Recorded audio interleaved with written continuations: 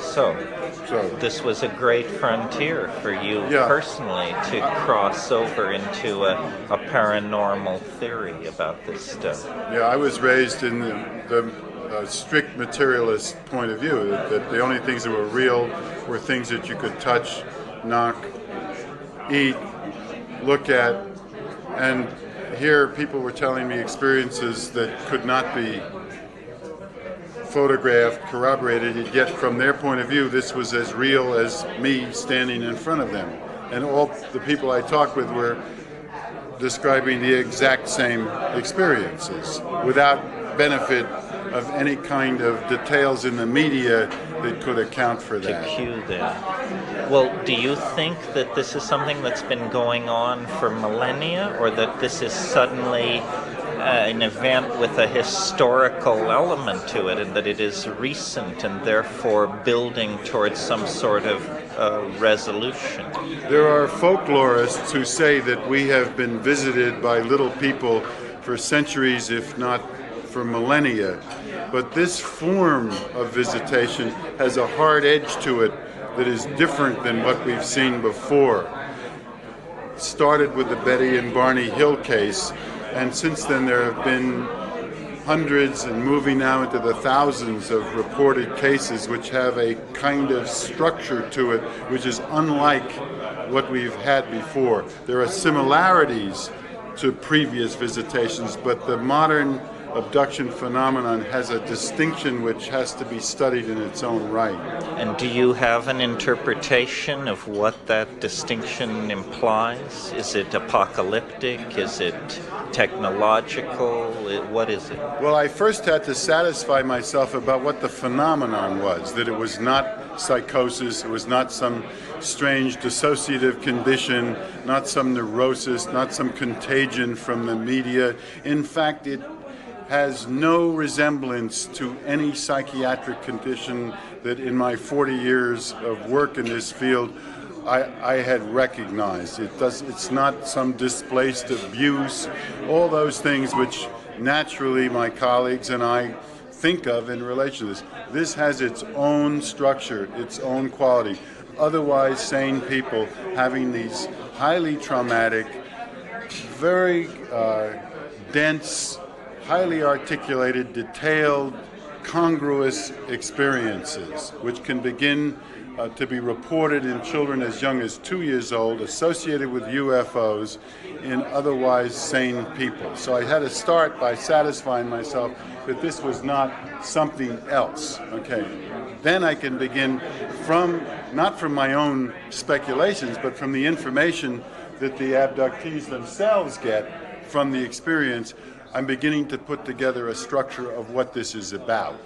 And what I'm getting is that if you could think of the divine, or if you can think of the world of both spirit with form and spirit without form, or the anima mundi, whatever your language for it, the Great Spirit, the Holy Spirit, whatever it is, we have lost contact with it. It signals us we don't listen. There are various ways that certain people have revelations and experiences. Occasionally, the more advanced spiritual people among us are reconnecting with the Spirit. But for most of us, the only language that we know now is the language of the material world. So it's as if the divinity say, okay, if that's all you understand, I'll give it to you in the material world. I'll give you physical manipulations, I'll give you reproductive connection, I'll give you cuts, scars, scoop marks, I'll give you burned earth where the UFOs land, and I'll give you an experience which is consistent among various people, which empirically everybody agrees, they're photographs of UFOs. It's showing up in the physical world. It may not be of the physical world as we know it, but it communicates in the physical world, and when something shows up in the physical world that belongs in the spirit world, that gets the stiff-necked materialists very excited.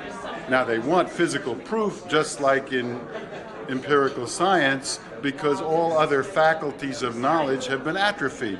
But this gets their attention because it shows up in the language we understand, which is the physical language. You link it to the anima mundi, then do you think of it as an ecological danger signal, that it's a message from an Earth intelligence, perhaps the Earth There are intelligence? two pieces of evidence that suggest that that's true.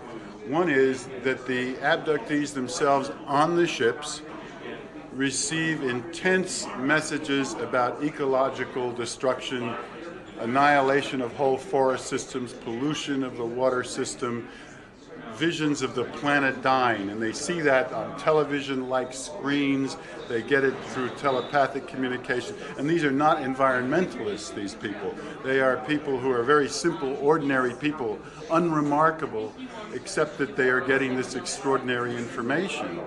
And they actually become intensely, passionately concerned about the Earth and what's happening to the Earth, and their children do, because their children may be abducted as well. So that's one piece of information.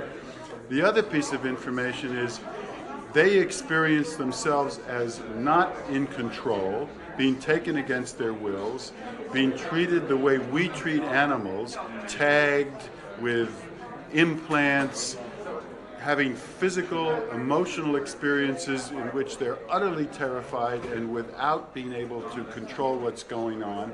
And that, for them, brings home how we treat other creatures on the planet, our kind of, as was discussed at this conference in Prague by Ralph Metzner, this kind of humanistic arrogance, as if the only creatures that were really important on the planet were ourselves, and we were superior in some way to all of the life forms.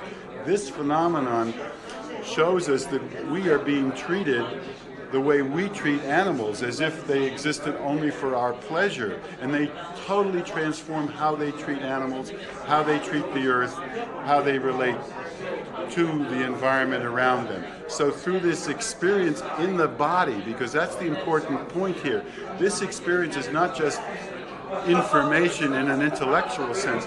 They experience these abductions in the body, and as several abductees have said to me, we only know the body now as embodied creatures. If you want to reach us, you have to reach us through the body, because that's the only language we understand. So that tells us that the creatures are real in some sense. Well, in what sense? I suppose the future can only tell, but maybe it's part of the unraveling of the end of the millennium, some kind of union of spirit and matter.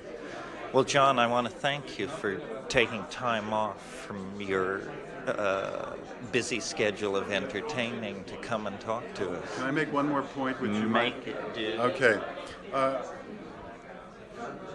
If you want to shatter the Western mental structures, the Western mind, so to speak, which is now permeating the whole earth in its materialist, dualistic philosophy, the way you do it is you take something that's supposed to be in the spirit world, because even in the West we can make allowance for the spirit world, and we can study it through mythology, through religion, through imagination, through poetry.